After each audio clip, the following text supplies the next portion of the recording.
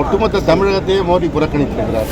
மக்களையே சந்திக்காமல், மக்களை பார்க்க எந்த இடத்திற்கும் போகாமல், தனி இருப்பிடத்திலேயே எல்லோரையும் கூப்பிட்டு வைத்துக் கொண்டு பேசிக் கொண்டிருப்பவர்களுக்கு நாட்டு நிலவரம் தெரியாது, மக்கள் நிலவரம் தெரியாது. ஆனால் தேர்தல் பெரம்பலூர் மாவட்டத்துக்கு எதுவுமே இல்லையா? மத்திய பட்ஜெட்ல ரயில் திட்டம்லாம் ஒன்றுமே இல்லை. ஒட்டுமொத்த தமிழகத்தையே மோடி புறக்கணித்திருக்கிறார். இதில் எந்த மாவட்டமும் இன்று இல்லை. என்ன சொல்ல வேண்டும், இப்பொழுது நம்முடைய மாண்புமிகு முதலமைச்சர் அவர்களே சொல்லியிருக்கிறார்கள். தேர்தல் வரும் நேரத்திலாவது சில மாநிலங்களின் பெயர்களை குறிப்பிட்டார்கள். ஆனால் இந்த தேர்தல் வரும் நேரத்தில் கூட தமிழ்நாட்டை அவர்கள் புறக்கணித்திருக்கிறார்கள் என்றால் தமிழ்நாட்டின் மீது எந்த அளவிற்கு வஞ்சமாக இருக்கிறார்கள் என்பதை காட்டுகிறது. நமக்கு வரவேண்டிய நிலுவைத் தொகைகளை கூட வழங்குவதற்கு இந்த எந்த அறிவிப்புமே இல்லை. புதிய அறிவிப்புகளை தாண்டி நமக்கு வரவேண்டியவையிலே இன்னும் காத்திருக்க வேண்டிய சூழல் தான் இருக்கிறது. இப்போ இன்னைக்கு விஜய் வந்து 3ஆம் ஆண்டு தொடக்க விழாவில் பார்த்தீங்கன்னா திமுகவுக்கு நாங்கள் மட்டும்தான் வெல்ல முடியும், வேற யாரும் வீழ்த்த முடியாது அப்படின்னு. அது இல்லாமல் என்ன சொல்லியிருக்காருன்னா, இரவு நேரத்தில் ஸ்டாலினை எழுப்பி கேட்டாலே விசிலுக்கு ஓட்டு போடுங்கன்னு சொல்லுவாருன்னு வார்த்தை சொல்லியிருக்காரு.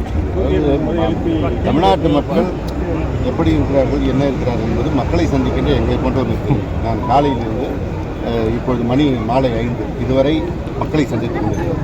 மக்களையே சந்திக்காமல், மக்களை பார்க்க எந்த இடத்திற்கும் போகாமல், தனி இருப்பிடத்திலேயே எல்லோரையும் கூப்பிட்டு வைத்துக் கொண்டு பேசிக் கொண்டிருப்பவர்களுக்கு நாட்டு நிலவரம் தெரியாது, மக்கள் நிலவரம் தெரியாது. ஒரு அரசியல் தலைவர் தொடர்ந்து பெரம்பலூர் மாவட்டத்தில் மின் திருட்டு அதை ஆலோசனை மின் கம்பி